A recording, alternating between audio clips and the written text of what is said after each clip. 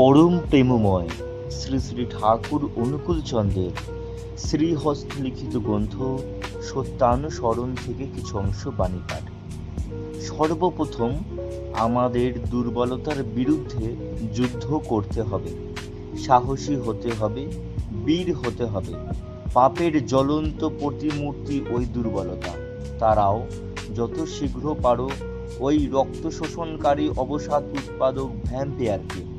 স্মরণ করো তুমি সাহসী, স্মরণ করো তুমি শক্তির তনয়, স্মরণ করো তুমি পরম পিতার সন্তান।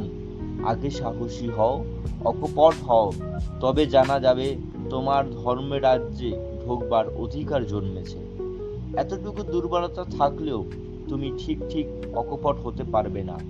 আর যতদিন তোমার মন মুখ এক না হচ্ছে, ততদিন তোমার মলিনতার গায়ে হাতই পড়বে না। মন মুখ এক হলে আর ভিতরে গলদ জমতে পারে না। গুপ্ত আবর্জনা ভাষায় ভেসে উঠে পড়ে, পাপ গিয়ে তার ভিতর বাসা বাঁধতে পারে না।